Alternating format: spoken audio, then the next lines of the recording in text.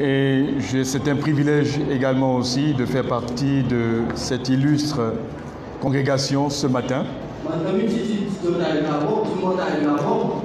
Et ce culte spécial.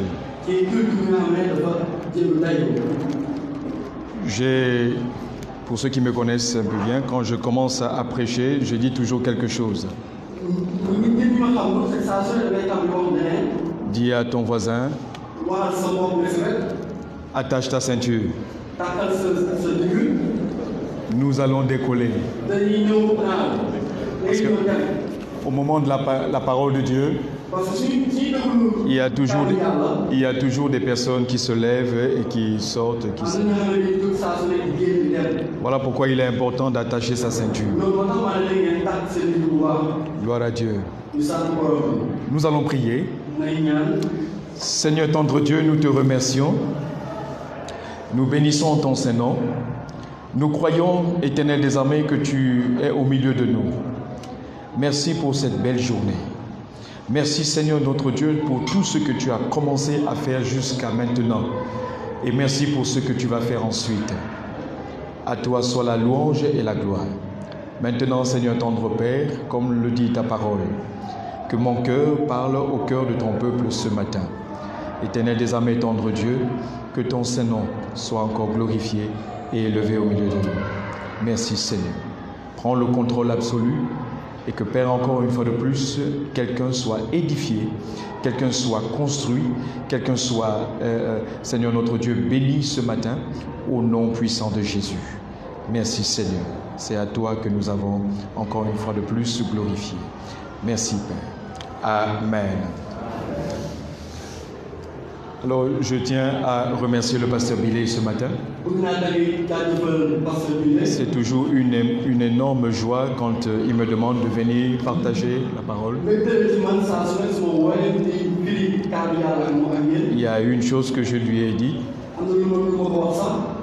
De la manière comment le Seigneur a mis dans mon cœur sa personne.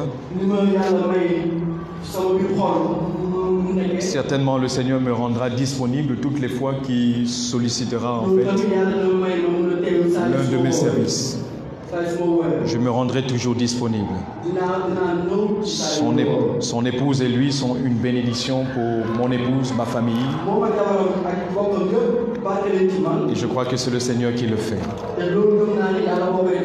Que le Seigneur bénisse encore son serviteur. Est-ce qu'on peut acclamer le Seigneur pour sa vie et son épouse, bien entendu. Gloire à Dieu. Merci. Alors, je ne suis pas venu seul, comme il s'est présenté, bien entendu. Je suis venu avec Junior. Je crois qu'il est monté pour les Codimes. Et il a fêté ses 10 ans. Cette semaine, le jeudi. Alors, ce qui est arrivé, c'est que la date d'ouverture de la rentrée est tombée pile son anniversaire. Alors on lui a dit, on va fêter ton anniversaire bien plus tard. Mais pour l'instant, fais une bonne rentrée et sois heureux par rapport à cela. Alors, je bénis le nom du Seigneur parce qu'il a voulu m'accompagner ce matin. Je tiens également aussi à saluer tous les responsables qui sont derrière l'homme de Dieu et son épouse. Vous faites un travail merveilleux. Sachez-le, il y a une récompense quelque part. Nous ne faisons pas l'œuvre de Dieu ou alors le service du Seigneur à cause d'une récompense. Mais nous le faisons par amour pour le Seigneur, pour ce qu'il a fait pour nous à la croix. Mais le Seigneur nous réserve réellement une récompense. Mais que votre service soit réellement attaché à l'amour que vous avez pour le Seigneur. Donc je tiens à saluer les anciens. Je tiens à saluer le pasteur Evra. Je tiens à saluer également les diacres et les diaconesses.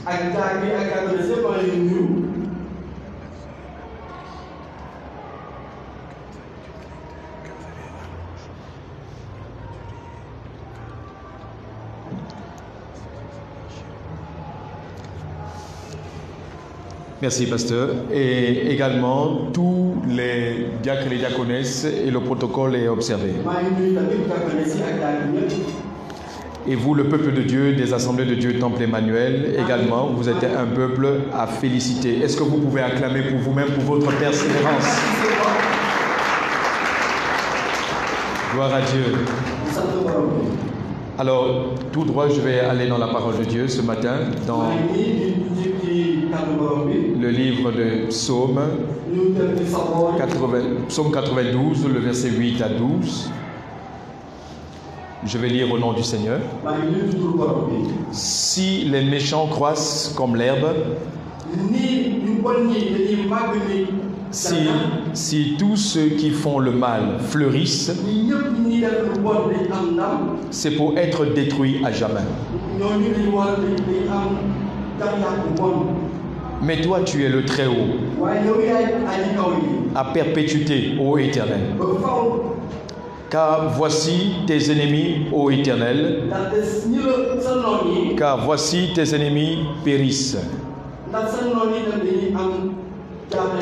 Tous ceux qui font le mal sont dispersés. Et tu me donnes la force du buffle. Je suis arrosé avec une huile fraîche. Mon œil se plaît à contempler mes ennemis.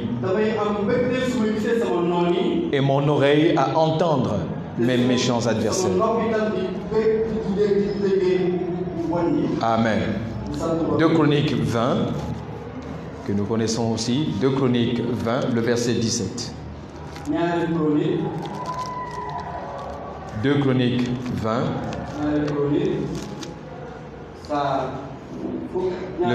Le verset 17, il est écrit: vous n'aurez point à combattre en cette affaire. Présentez-vous. Répète après moi, présentons-nous. Encore une fois, dis présentons-nous. La parole de Dieu dit présentez-vous. Tenez-vous là. Et vous verrez la délivrance que l'Éternel vous accordera. Juda et Jérusalem, ne craignez point. Et ne vous effrayez point. Demain, sortez à leur rencontre. Et l'Éternel sera avec vous. Amen. Que Dieu bénisse sa parole. Le dernier passage, c'est dans le livre de 1 roi au chapitre 18. 1 roi chapitre 18,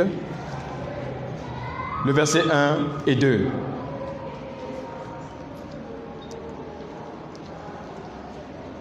Bien des jours s'écoulèrent et la parole de l'Éternel fut ainsi adressée à Élie. Dans la 3e année, va, présente-toi devant Akab, et je ferai tomber de la pluie sur la face du sol. Et Élie alla pour se présenter devant Akab. La famine était grande à Samarie. Amen. Que Dieu bénisse sa parole. Le thème de mon message ce matin, c'est « Va et présente-toi à ton ennemi ». Mais va et présente-toi. Alors, il y a une collectivité que nous faisons avec le Seigneur. Dieu l'Éternel est au ciel. Mais il est sur la terre au travers de ses serviteurs, ses servantes, ses enfants. Et il est important que nous comprenions que le Seigneur a besoin de toi et de moi. Le Seigneur a besoin de toi surtout sur la terre. Pourquoi? Parce que Dieu ne peut pas intervenir sur la terre sans toi. Pourquoi? Parce que la loi des esprits s'applique aussi à lui. Parce que les esprits ne peuvent pas interférer sur la terre. Les esprits n'ont pas le droit de venir sur la terre. Les esprits sont dans le vent. Les esprits sont dans le monde spirituel. Mais toi, tu es esprit. Toi et moi, nous sommes esprits. Nous possédons une âme, une intelligence, des sentiments, des émotions. Mais nous vivons dans ce corps. C'est ce qui nous rend totalement légal sur cette terre, dans ce monde physique. Mais nous sommes illégaux dans le monde des esprits. Donc si un esprit veut interférer ou interagir sur cette terre, il a besoin d'un corps. Alléluia. Alléluia. Dans le livre de la Genèse, nous connaissons bien ce que Dieu a dit. Il dit, je vous donne la domination sur la terre. Dominez. Assujettissez-la. Mais il n'a pas dit, faisons-le ensemble. Moi aussi, je vais dominer. Non. Il a donné l'autorité, il a donné la force à l'homme, Adam dans le jardin, pour cultiver, pour garder et l'entretenir. Ainsi, il lui a donné d'être fécond. Il a donné domination en fait sur la terre. Mais Dieu pouvait venir dans le soir et avoir une communion avec l'homme. Et ensuite il retournait. Mais c'était l'homme qui avait totalement domination sur la terre. Et le Seigneur lui-même s'est exclu. Satan, connaissant bien entendu cette loi, il a entendu Dieu. Et il dit, ah, donc ça veut dire que tu ne peux pas intervenir. Moi aussi, je ne peux pas intervenir. Mais je vais faire quelque chose. C'est comme ça qu'il est allé faire des affaires avec le serpent. Et il a dit au serpent, prête-moi ton corps. De telle sorte que je puisse interagir avec cette femme. Et nous allons faire un deal ensemble. Et à partir de ce moment, le serpent a accepté. Satan est entré dans le serpent. Voyez-vous, il ne pouvait pas venir parler avec Ève comme cela. Ce n'était pas possible. À partir de ce moment-là, Satan s'est approché à Ève. Et il l'a séduite.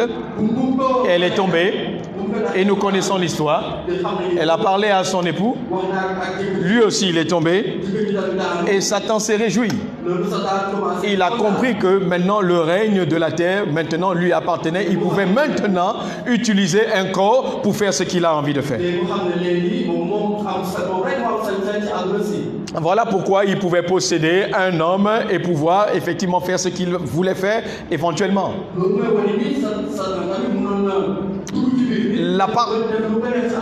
La parole de Dieu ne le dit pas directement, mais il parle du mal. Et il est entré dans le corps de Caïn. Et nous avons compris que Caïn a été le premier meurtrier dans le monde, en tuant son frère. Mais regardez ce que Dieu fait. Dieu était là et il a simplement dit à Caïn, il dit, fais attention à toi, parce que le mal se couche à ta porte. Voyez-vous, Dieu ne pouvait pas directement interagir sur la terre en tant que tel. Il ne pouvait que parler. Et voici que Caïn, déjà possédé en tant que tel, va répondre à Dieu pour dire, mais est-ce que je suis le gardien de mon frère? Il l'a refusé et il a commis ce forfait. et il a été éloigné de la face de Dieu. Et nous connaissons la suite. Ainsi, Dieu avait d'autres plans, bien entendu. Et c'est à partir de ce moment-là, il a utilisé un homme, un prophète, pour dire que moi, je vais venir sur la terre. Dieu viendra maintenant sur la terre. Et il va dire par la bouche du prophète, le prophète qui a eu cette révélation de voir la gloire de Dieu. Et Dieu va lui dire, mais qui va aller pour moi? Qui va aller pour nous? Encore une fois, on découvre que Dieu ne peut pas directement interférer sur la terre. Mais à partir de ce moment, il a besoin aussi d'un corps. Mais pour préparer la terre à son arrivée, il a parlé à un homme. Et l'homme a dit, me voici, envoie-moi. Très bien, à partir de ce moment, Dieu maintenant pouvait interagir. Et nous connaissons le ministère du prophète Ésaïe. Il a prophétisé, la Vierge deviendra enceinte. Et son nom sera Emmanuel. Mais c'est-à-dire Dieu dans l'homme. Dieu vivant dans l'homme. Dieu possédant l'esprit de l'homme. Mais un homme qui n'a pas été corrompu. Il a utilisé ce corps. Et nous pouvons voir par la présence de Dieu comment Dieu est entré dans le monde. Mais avant cela, il va parler avec le diable. Il dit, écoute-moi bien, tu as réussi. Tu as bien fait ton plan. Tu as compris que je ne pouvais pas interagir sur la terre. Tu as compris que je ne pouvais pas directement être en fait sur la terre. Et tu as utilisé un corps pour faire ce que tu as eu à faire. Mais laisse-moi te dire, la même femme que tu as séduite, la même femme que tu as utilisée pour avoir la terre et la suprématie de la terre que je ne t'ai pas donnée, mais que tu as subtilisée, cette même femme portera la semence d'un homme qui écrasera ta tête. Et à partir de ce moment-là, tu seras vaincu. Et c'est comme cela qu'après la prophétie, 700 ans plus tard, la parole de Dieu dit que la parole est venue dans le monde. Alléluia. Elle est venue chez les siens. Mais les siens ne l'ont pas reçue. Mais à tous ceux qui l'ont reçue, à tous ceux qui ont cru en son nom, c'est-à-dire Dieu sur la terre en nous. Ceux qui ont cru en son nom, cette parole leur ont donné le pouvoir, leur a donné le pouvoir de devenir enfants de Dieu. Maintenant, ils ne seront plus appelés enfants de l'homme, mais ils seront appelés enfants de Dieu directement. Et à partir de ce moment-là, celui qui a cru et qui reçoit le Seigneur dans sa vie, ça veut dire que j'accepte le règne du royaume de Dieu venir en moi.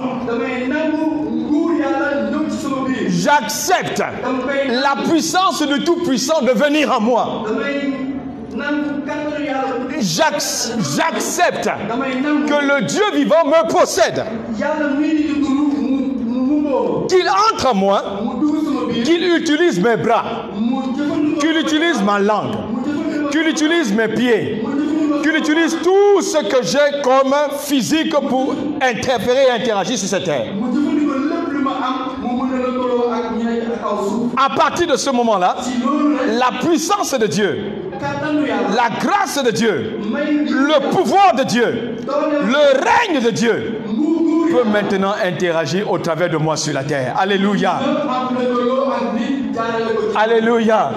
Je croyais que tu allais acclamer. Mais écoute-moi bien. Comprends quelque chose. C'est que ceux qui ont compris ça, jusqu'à présent, ce sont les occultistes. Ça veut dire que quelqu'un est derrière sa calebasse. Il prend quoi? Une prière. Il fait une incantation. Et il dit à un génie de venir en lui. Ou alors de l'apparaître. Et de l'utiliser à faire ce que, effectivement, il veut faire sur la terre.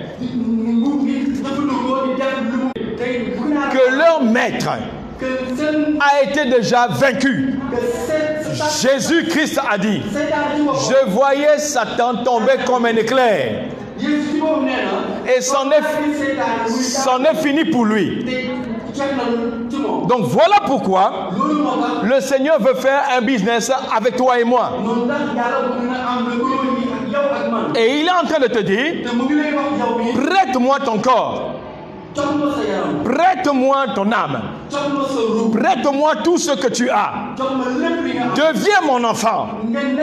À partir de ce moment, je te donnerai la victoire dans tout ce que tu entreprendras. Tout ce que tu feras, tu le feras par moi. Les amis, détemprez-vous. Quand un étudiant qui a reçu la parole de Dieu, je vais donner ce témoignage. C'est un frère dans une église en France. Il s'apprêtait à soutenir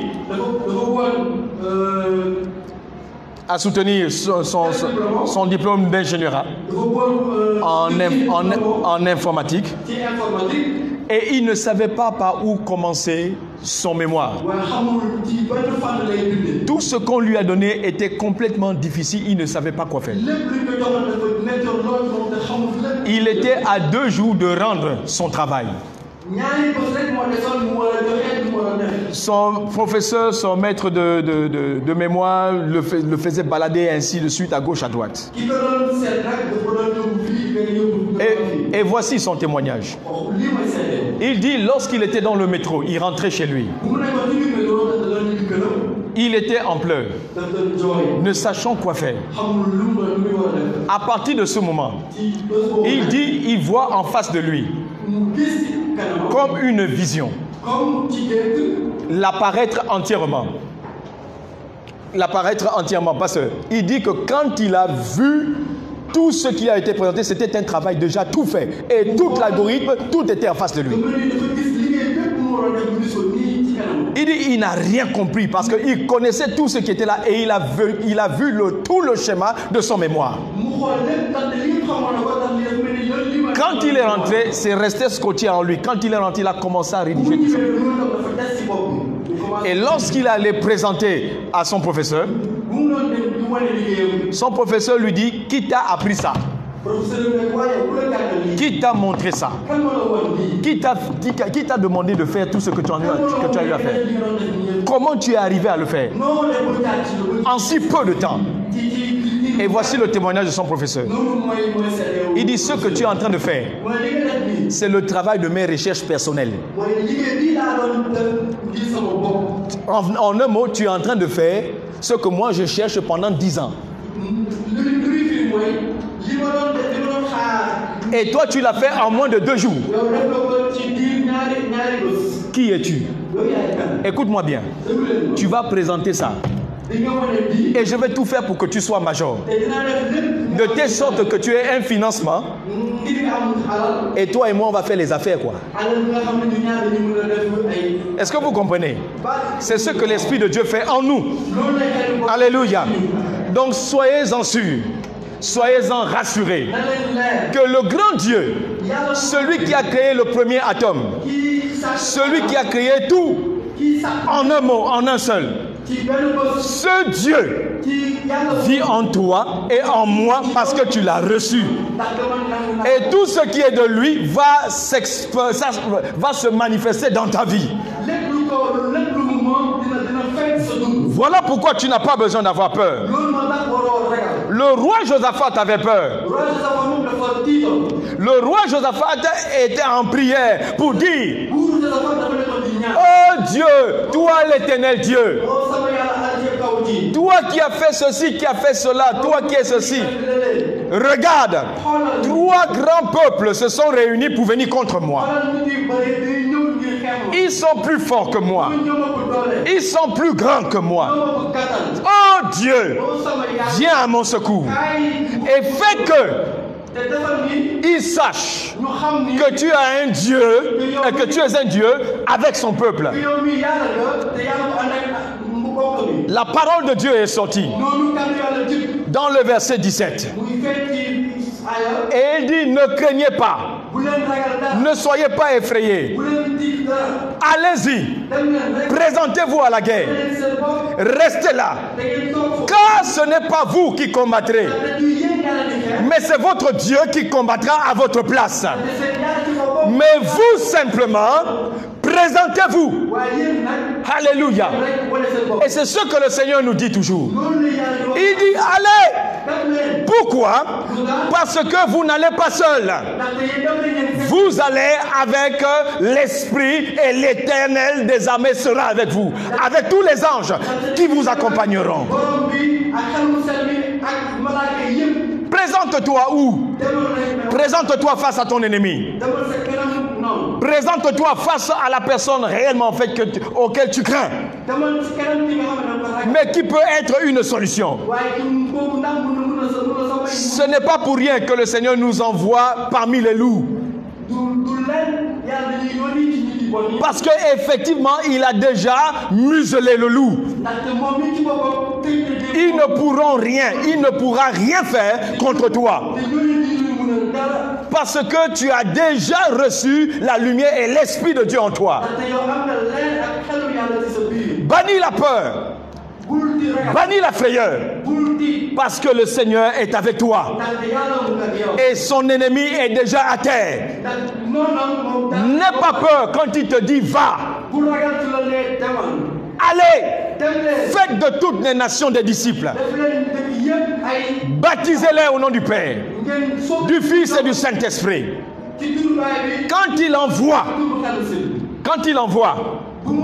ça veut dire qu'il est déjà en train de t'attendre dans le combat. Le Seigneur te dévance avant même que tu n'arrives. Je parle de quoi? Je parle des défis auxquels vous pouvez être confrontés. Je parle des problèmes auxquels, les difficultés auxquelles vous pouvez être confrontés. Je parle des solutions que vous n'avez pas encore, mais que vous êtes en train de pouvoir planifier. Et vous ne connaissez pas l'issue. Je parle à quelqu'un ce matin. Ce projet que tu as est de Dieu. Vas-y, fais-le. Ne recule pas. La personne que tu veux aller rencontrer pour lui parler du Seigneur, c'est le Seigneur qui t'envoie. Vas-y. Ce qui peut paralyser un enfant de Dieu, c'est la peur, c'est tout. Regardez l'exemple de Élie. Il était caché pendant un bon moment chez la veuve. Et en prière, il a parlé au Seigneur. Et le Seigneur va lui dire, c'est le moment. 3 ans plus tard, c'est le moment. Lève-toi et va te présenter devant Akab. Qui d'entre nous ici voudront aller se présenter à son bourreau? Quelqu'un qui cherche à te tuer depuis plus combien d'années? Qui te recherche? Mais ton Dieu te dit, va te présenter à lui. Avec une condition. Il est en train de te dire, présente-toi devant Akab et je ferai descendre quoi? La pluie. Donc en un mot, la pluie ne descendra pas si tu ne te présentes pas devant ton ennemi. Le projet que tu as, si tu ne te présentes pas vers celui qui n'est pas d'accord, cela n'aboutira pas. Le Seigneur me met trop à cœur un projet. Ça veut dire que réellement, vous avez des projets, mais qui sont bloqués. Si tu as un projet et que tu l'as ficelé, n'aie pas peur. Va voir la personne qui n'est pas d'accord. Va chez la personne que tu sais que c'est impossible qu'il puisse accepter ce projet. Parce que je vais te dire, c'est de là qu'est la solution. Mais la peur t'empêche d'y aller. La peur ou les raisonnements te font dire, mais est-ce que c'est possible? Est-ce que l'ONU peut m'accepter? Est-ce que l'OMS peut m'accepter? Est-ce que le FMI peut m'accepter? Est-ce que l'ambassade peut me recevoir? Est-ce que cette ONG peut arriver à faire quoi que ce soit? Est-ce que telle institution à laquelle je pense est capable de regarder ce que je suis en train de faire? Je suis venu te donner une bonne nouvelle. Le Seigneur me dit de te dire, c'est de lui. Présente-toi simplement et laisse-lui faire le reste. Laisse au Seigneur, laisse-le faire le reste. Toi, fais ta part. Et c'est ce que le Seigneur nous demande. Faisons notre part. Notre part, c'est laquelle? Présentons-nous. Demandons, disons qui nous sommes. Dis réellement qui tu es. Va et fais-le. Ne recule en rien. Le Seigneur se chargera du reste. C'est lui qui combattra à ta place. Mais je vais te dire une chose. Il est tellement bon, le Seigneur. Il est tellement grand, le Seigneur. Il a déjà préparé la solution à ton problème sans que tu ne le saches, dans le secret. Que même si tu as trop peur, comme Gédéon, parce que Gédéon avait peur de descendre vers le camp de son ennemi. Voilà pourquoi Dieu va lui dire, si tu as peur, si tu crains, va avec ton ami, mais va écouter. Donc le Seigneur comprend et il connaît notre attitude et notre tempérament. Mais il veut te rassurer. Et il est en train de te dire, tu es au bon endroit. Sache que la victoire est dans le camp de Dieu. Et si la victoire est dans son camp, la victoire est aussi pour toi au nom de Jésus. Alléluia. C'est à partir de ce moment-là que Élie s'est levé. Et il a eu toute la force et tout le courage. Il savait que son ennemi n'allait rien lui faire. Et il allait se présenter. Au-devant de lui, un jeune prophète s'est avancé du nom de Abdias. Il dit, est-ce toi, mon Seigneur Élie? Est-ce toi?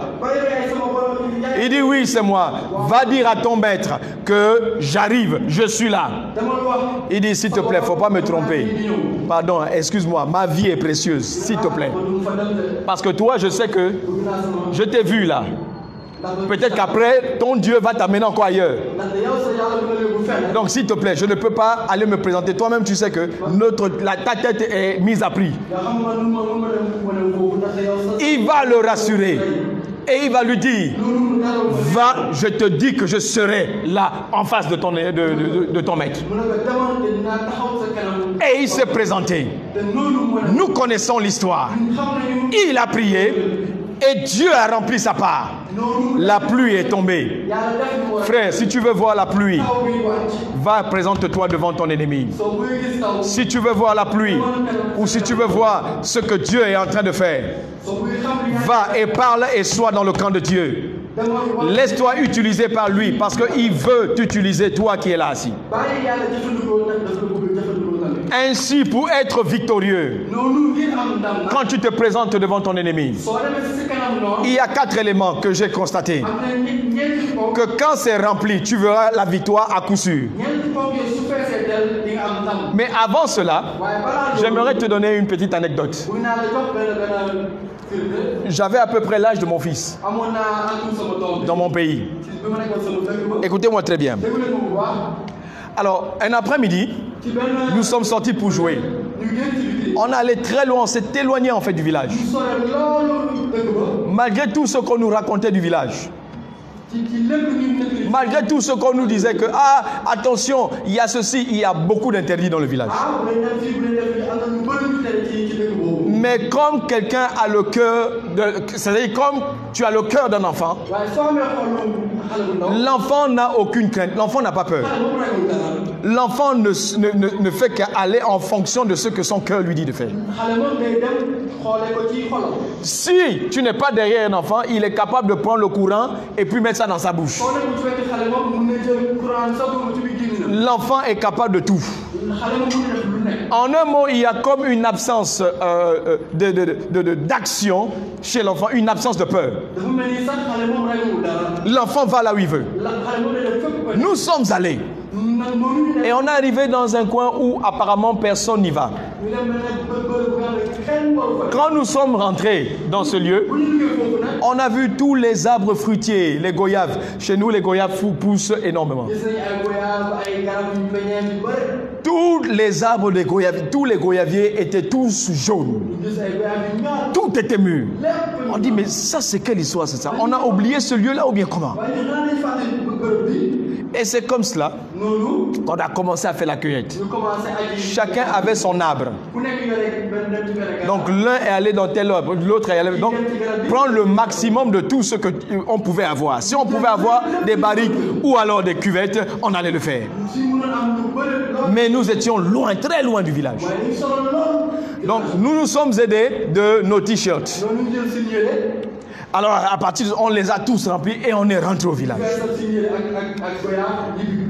Les mamans nous ont dit, mais on vous a cherché, où étiez-vous? Et qu'est-ce que vous avez comme ça? Et ils nous ont vus avec des goyaves et tout ça, tout bien. Elle dit, mais qui vous a donné tout ça? Où étiez-vous?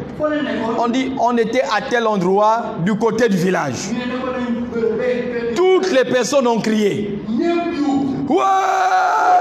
Ouais, les enfants sont maudits. Rien ne vous est arrivé. On dit non, rien ne nous est arrivé. Il dit, mais qu'est-ce qui s'est passé? Non, rien. On a juste vu les goyaves et puis on a cueilli, on est venu. D'ailleurs, on veut repartir. Non, non, non, non, il ne faut pas repartir là-bas. Nous ne comprenions pas. C'est après qu'une autre maman est venue pour nous dire, mais ne savez-vous pas que les plus grands sorciers de ce village, tous ceux qui ont utilisé la sorcellerie que nous connaissons dans ce village, tous on les a enterrés là où vous étiez là-bas. Là-bas, c'est le cimetière des sorciers. Et parfois, ils apparaissent à certaines personnes. Vous n'avez vu personne. On dit, mais on est en bonne santé, on veut même repartir. Non, non, non, ne partez pas là-bas. Mais là-bas, il y a les goyaves. On s'est regardé, on était à peu près 7 comme ça, on s'est regardé. On dit, nous, on va repartir. Alléluia. On a dit, non, non, nous, on va repartir. En cachette, on dit, nous, on va repartir. Voyez-vous, malgré le fait qu'on nous a dit que là-bas était le cimetière des sorciers, personne ne va prendre les bons fruits qui sont là-bas. Je vous pose une question. Si c'était vous, vous allez regarder quoi? Le fruit ou le cimetière? L'homme qui a peur regarde au cimetière. Mais l'homme vivant, alléluia, l'homme vivant, l'homme qui a la vie de Dieu en lui, l'homme qui ne craint rien, l'homme qui sait qu'il est gardé, il est protégé par ce Dieu, il va regarder le fruit et il va regarder à la récolte qui est là. Et il va aller et rien ne va lui arriver. Le sorcier est mort et cet esprit est parti, il ne peut plus revenir. Et c'est comme cela que l'enfant est allé et il a cueilli. Nous avons fait 3 tours, 3 cueillettes. Et nous sommes allés manger en cachette derrière les mamans. Qui est fou? Qui est fou? Va dire à un enfant, non, voilà, tu ne vas pas prendre la banane ou alors tu ne vas pas prendre un fruit. Donc à partir de ce moment, nous avons été boostés par cela.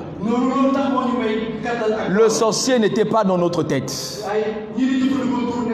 Donc sache-le, le sorcier ne doit pas être dans ta tête. Le vampire, la sorcellerie ne doit pas être dans ta tête. Celui que tu crains, il te craint plus encore. Je vous dis une vérité. Le serpent attaque parce qu'il a peur. Le serpent attaque par défensive. Et c'est comme ça qu'il a toujours été. Et sa nature transformée, c'est toujours le cas. Donc, dis-moi, laissez-moi vous dire une chose. L'ennemi que tu crains d'aller chez lui, va chez lui. Impose tes pieds dans sa maison. Proclame la parole de Dieu et l'évangile de Dieu dans ce lieu-là. Va rendre visite au marabout du quartier. Va rendre visite à celui qui est au village. Alléluia. Là où nous sommes actuellement, les personnes ne veulent pas qu'on aille chez eux. Et le Seigneur me dit, ils ne veulent plus que tu rentres chez eux parce que tu as tout gâté. Qui est sérieux ici? Non. Non. Hein? Très bien. Jean-Noël, tu sais que quand quelqu'un rentre chez toi et que tu ne veux pas le recevoir, tu mets quelque chose, n'est-ce pas? Et ils ont ainsi, il y a toujours les choses devant la porte. À partir de ce moment, ce qui est ici à gauche, signifie quelque chose. Ce qui est ici à droite signifie quelque chose. Donc ça veut dire que s'ils t'ont accepté, eux qui ont les yeux pour voir, ils sauront que ces objets-là vous ont accepté. C'est des esprits. Donc moi, quand je suis rentré, à chaque fois où je suis rentré, je gâtais tout, ils fuyaient. Et je pouvais parler avec la famille. Le père sort. Pourtant je suis là, je suis venu pour le voir. Mais il sort. Il va derrière la maison. Noé, il commence à prendre des graines. Il souffle dans le vent pour me chasser. On appelle l'Engela ou Satan. Les vents du diable. Donc il met le vent du diable. C'est comme les comment on appelle ça, les lacrymogènes. Mais c'est leur lacrymogène. À partir de ce moment, ça commence à te piquer les narines. Et ça te pique les yeux. À un moment donné, je suis là, je dis, ah tiens, ils ont relâché l'affaire là. Et puis il revient, il sourit avec moi. Je suis là, je regarde. L'atmosphère est bizarre. Le vent commence à devenir bizarre. Je dis, Seigneur, c'est toi qui m'as envoyé ici. Donc à partir de maintenant, tout ce qui est ici là, maintenant il déménage. Qu'au nom de Jésus, maintenant le royaume de Dieu est arrivé. Donc ça veut dire que ceux qui sont étrangers n'avaient qu'à déménager tout de suite. Automatiquement, tout le monde sort de la maison. Il me laisse seul. Seulement avec les enfants.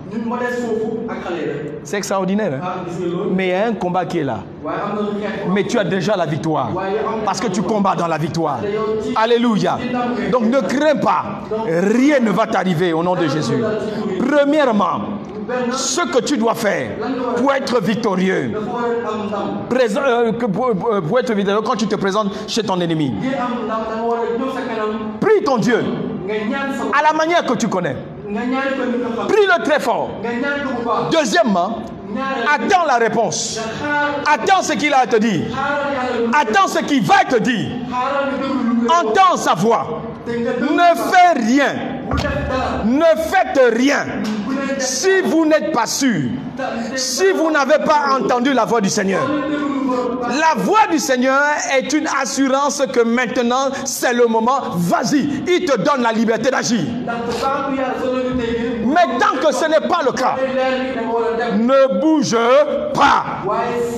Attends le signal. Donc deuxièmement, entends la voix de Dieu.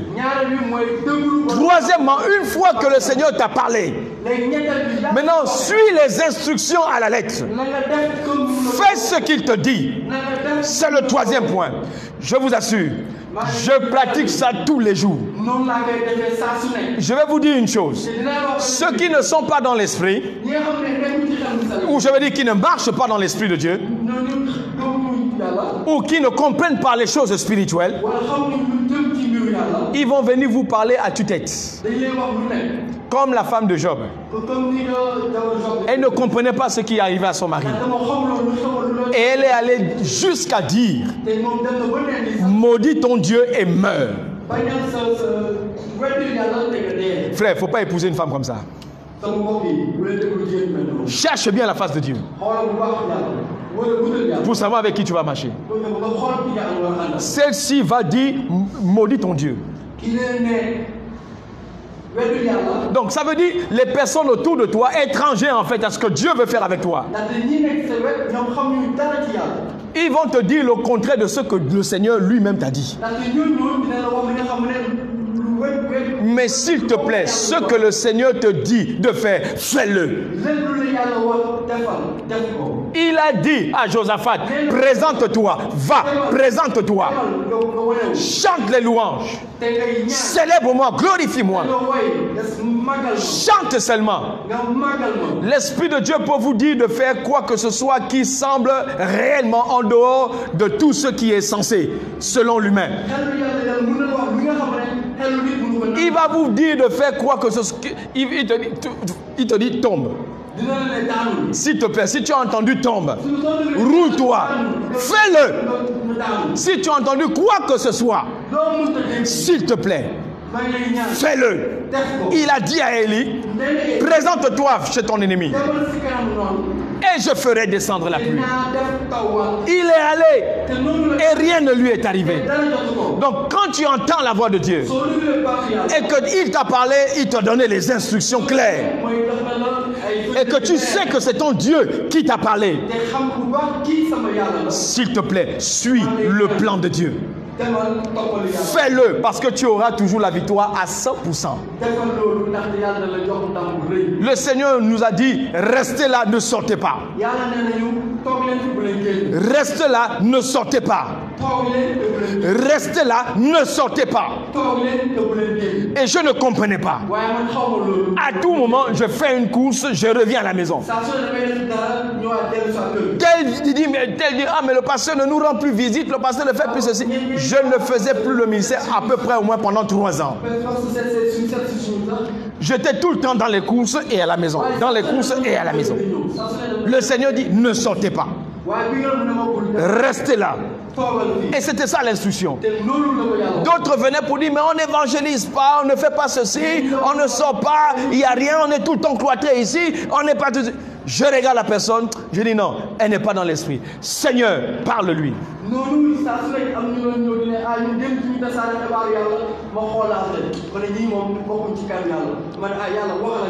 Or, au début, ça m'a pris au moins 4 ans.